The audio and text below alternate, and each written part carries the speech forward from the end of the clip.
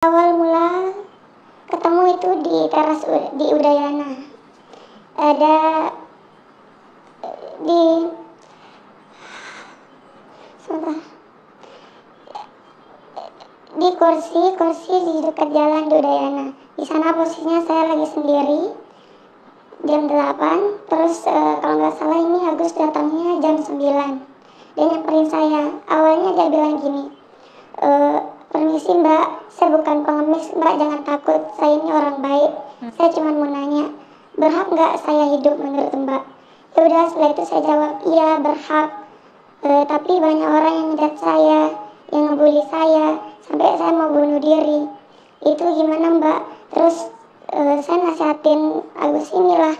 Nah setelah itu dia bilang berterima kasih ke saya.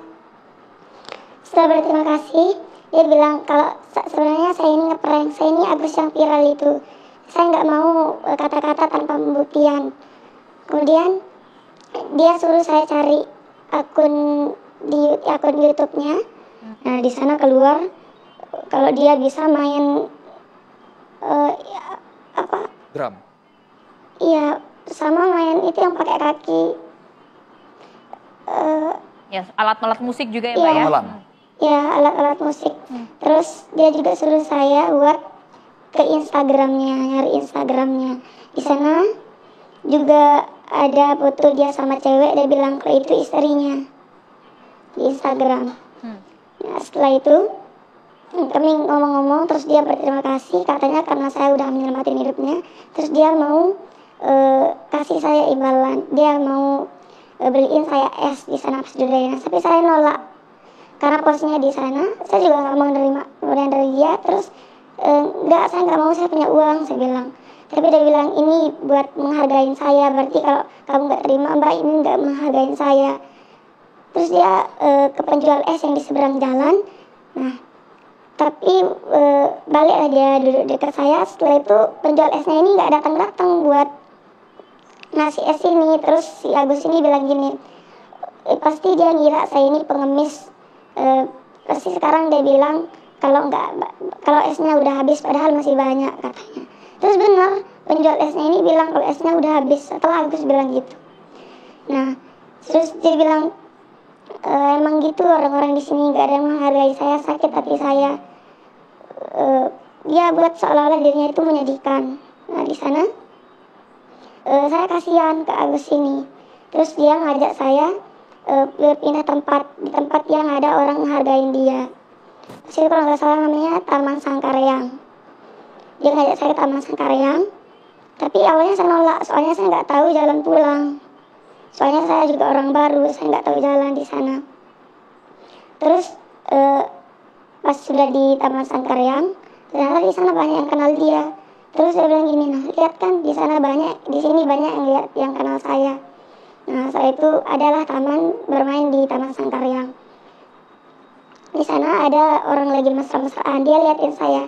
Lihat itu, saya nggak suka banget sama cewek yang kan di sana pastinya orang ini lagi mesra-mesraan sama cowok. Saya nggak suka banget sama cewek-cewek yang jual diri, yang murahan banget dipegang-pegang sama cowok. Terus saya bilang mungkin mereka suami istri. Enggak mungkin, kalau gitu rupanya tahu saya, katanya Agus ini. Setelah itu saya duduk sama dia di Taman Sangkaryang. Nah di sana saya mereka pulang, tapi saya nggak tahu jalan pulang. Terus tadi sempat di Taman Udayana itu kan berinteraksi sama Agus. Terus dia tahu tempat tinggal saya sama Agus. Terus dia bilang mau nganterin saya pulang karena udah malam juga.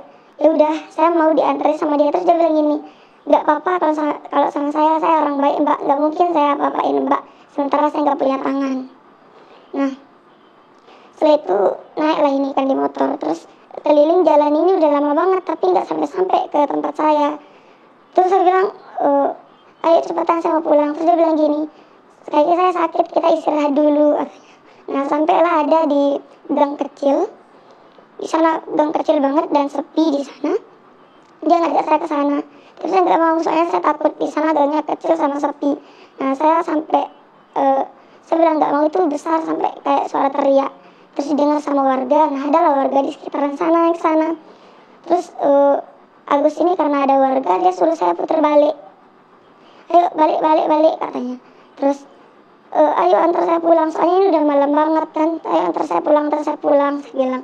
Terus Agus ini bilang, kita istirahat dulu, kaki saya sakit, temenin saya dulu istirahat, kaki saya sakit, saya nggak bisa ngantar kamu pulang. Nah karena saya kasihan juga sama dia, akhirnya sampailah di ada homestay, di sana dia mau istirahat kan. Terus pas sudah registrasi itu kan dia katanya mau minjam uang saya, dia mau minjam uang saya separuh, soalnya uangnya nggak cukup. Saya kasih pinjam juga separuh buat bayar homestay ini. Nah sampai di homestay itu penjaga homestaynya juga kayak agak gimana ya, lihat saya kayak heran gitu. Sampai di dalam homestay ini dia nyuruh saya kunci pintu homestay, tapi saya nggak mau. Terus dia bilang, kalau kita ditahu nanti kita bakal dinikahin. Dia ngancam saya bakal dinikahin, kan saya nggak mau nikah sama dia. Terus setelah itu dia kan disuruh saya rebahan di ranjang gitu, ranjang homestay, tapi saya nggak mau. Situ saya duduk, terus posisinya HP saya mati daya.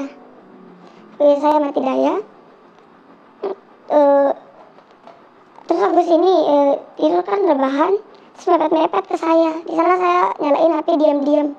Terus pas sudah nyala HP diam-diam, dia nyadar kalau saya nyalain HP, terus langsung lari ke kamar mandi. Nah sebelumnya kan Agus ini lembut aja cara ngomongnya, intonasi ngomongnya ke saya. Pas sudah sampai kamar mandi itu, kamu ngapain kamar mandi? Kamu ngapain itu? Kamu ngapain itu? Pokoknya di sana dia ngomong kasar, sampai sumpah serapah gitu kan ke saya. Nah terus di sana juga ya sempat dorong-dorongan kamar mandi itu, kan saya dari dalam, dia ngedorong kamar mandi itu. Tenaganya kuat, walaupun dia nggak punya tangan. Dia ngedorong-dorong kamar mandi sampai pintu kamar mandi yang bawah itu rusak, sampai sempat hampir kebuka. Langsung saya dorong lagi. Nah di sana saya telepon teman saya buat jemput saya. Pas itu keluarlah dari homestay itu, saya di parkiran. Terus Agus ini di tempat registrasi. Di sana di tempat registrasi dia bilang, "Nah, kembaliin uang saya." Sebelum itu pas di kamar mandi dia juga bilang, "Saya bakal kasih kamu pergi, tapi kasih saya uang dulu," katanya. "Berapa saya kasih kamu?" Terus dia bilang, "Semua uang yang dompet kamu," katanya. Saya nggak mau. Terus itu dia maksa saya buat kasih dia uang, tapi saya nggak mau. Terus pas di luar homestay ini dia maksa lagi, katanya ini ada CCTV-nya, nanti kamu bakal dilaporin. Saya